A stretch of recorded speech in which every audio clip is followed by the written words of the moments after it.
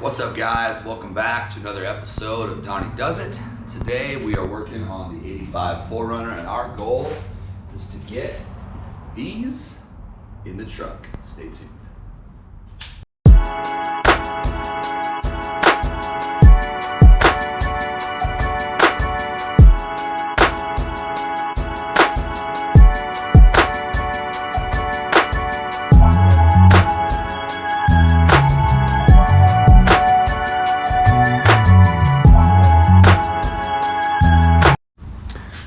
So as I said in the intro, our goal today is to get our 14-inch Fox coilovers into the front end of our 4Runner.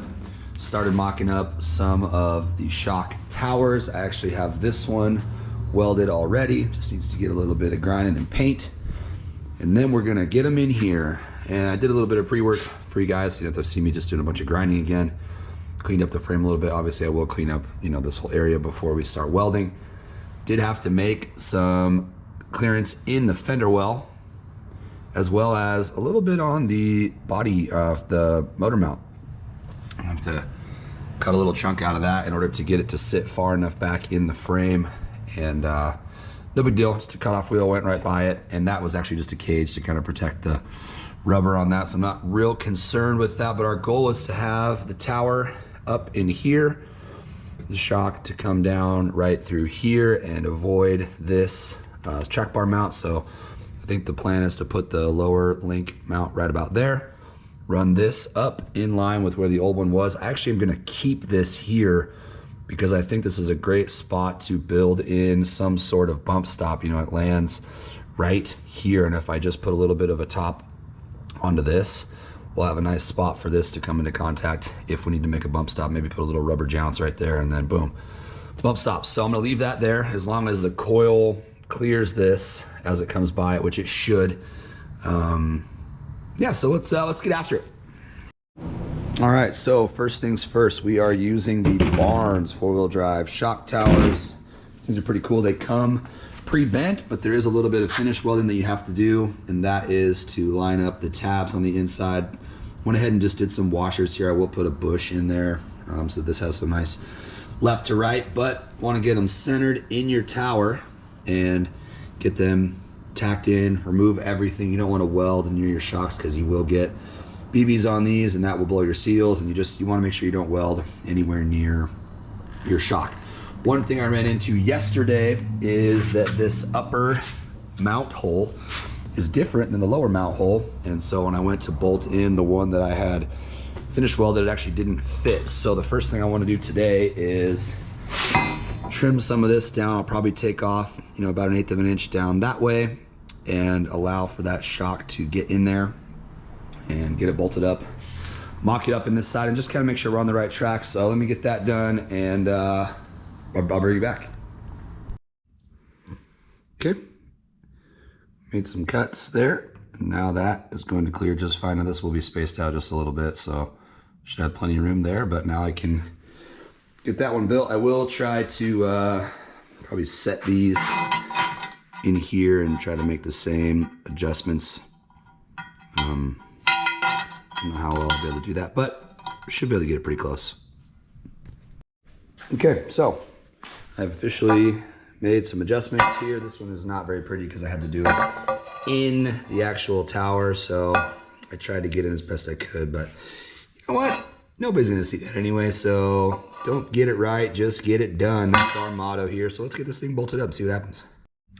Whew, this is exciting stuff. This entire time, just kind of thought, maybe it'll work. Kind of always been hypothetical, but check it out. So I have got this through the top.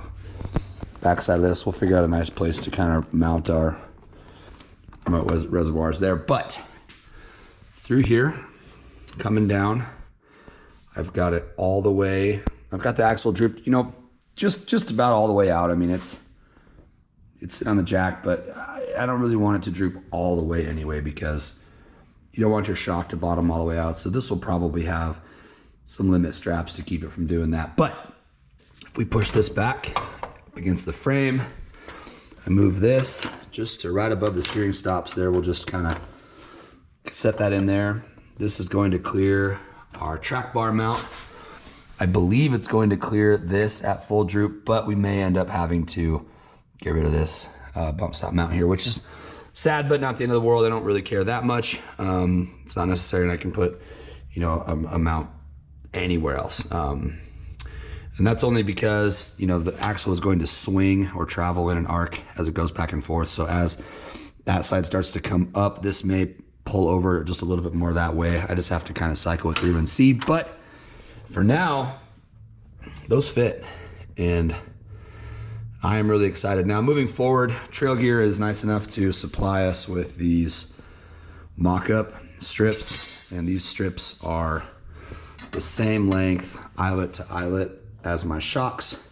So I'm just gonna use that as my tester there while we set the angle. I'll just try to keep it as centered as I can in there.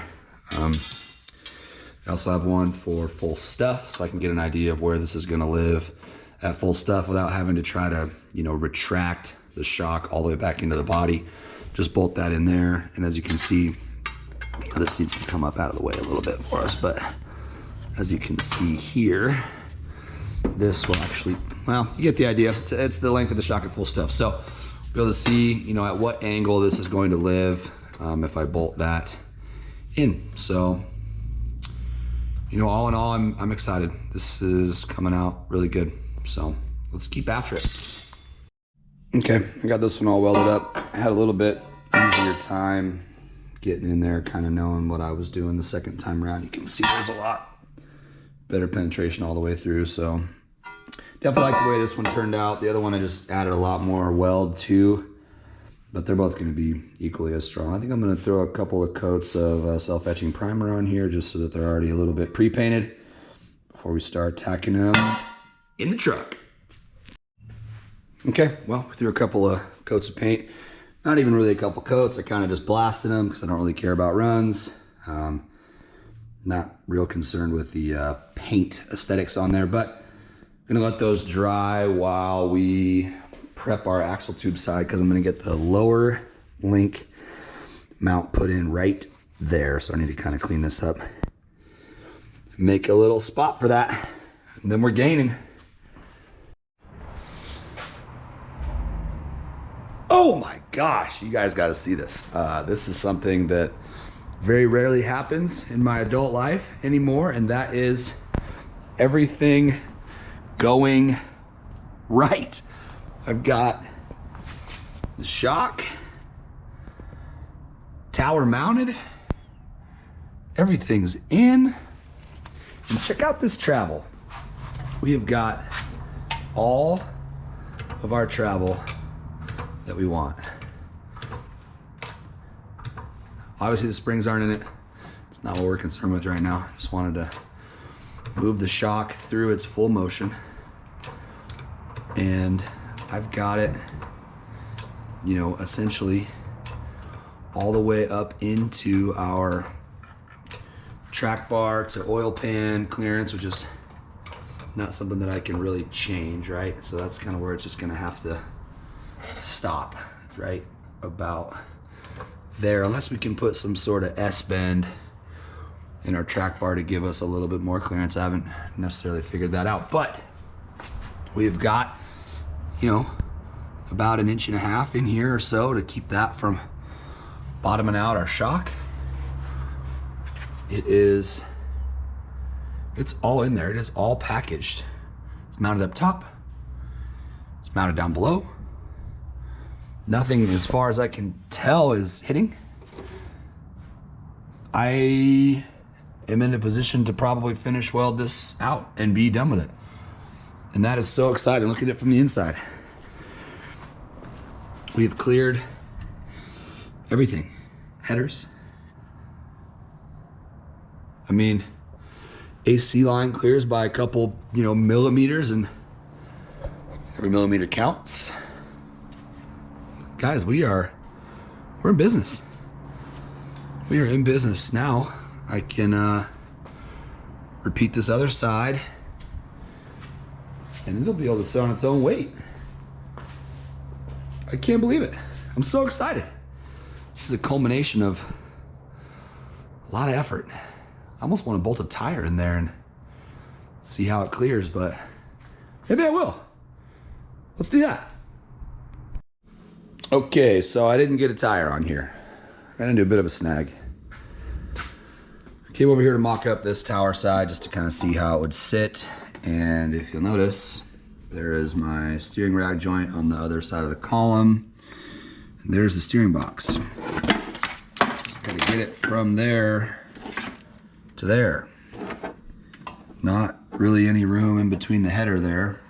And so I'm thinking I'm gonna have to go like right through it. And I'm not 100% sure how I'm gonna do that. So I'm gonna go see if I can't find the rest of this steering shaft, column, rag joint, whatever you wanna call it. See what that angle is gonna look like. I may end up having to just section right through here. So we'll see. Okay, so I got a piece of all thread in here just to try to simulate where this is gonna land. Try to get that, you know, as close as it needs to be. And then up in there. The good news is it's gonna clear the header and it clears the alternator. Everything in here clears, which is nice. Just need to get it to clear our shock tower here, so start cutting. So it looks like I might only have to notch one side, but depending on, you know, how that's gonna sit in there, I may end up just notching out both. We'll see. Well, I've got a bit of a plan here, so I'm gonna start with taking off as little as I can, just to come here and over. And then I'd like to fill it in with one of our leftover DOM sections from when we did the link bars. So that should be about the same ID there, right there. So if I have to take out a little bit more, I've got to, you know, a little bit further across, but we should be able to do it just like that. So let's get to cutting and see if it fits.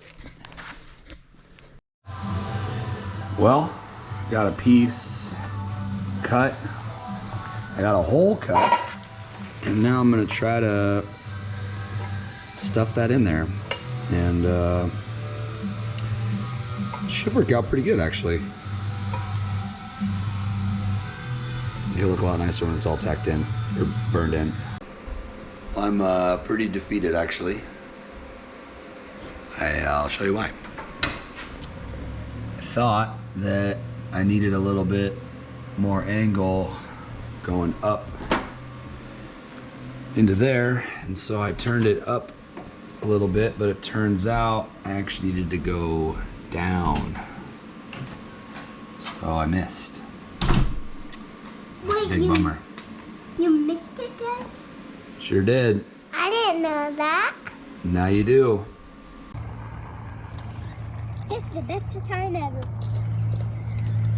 So right about here is where I wanted to stop, and I was feeling pretty beat down. I had spent about a half a day working on this one part, and it wasn't going to work. I was going to have to order a new piece. So I decided to cheer myself up by taking my son out to play with some of our toy crawlers, and that pretty much fixes everything. Taking the kid outside and playing together with our Jeep toys, that was definitely a much better way to end the day, and I thought it was a better way for me to end the video. So if you've made it this far, I appreciate you guys checking it out and watching me fail, and hopefully you won't have to see it again in the next one. It will be corrected, but thanks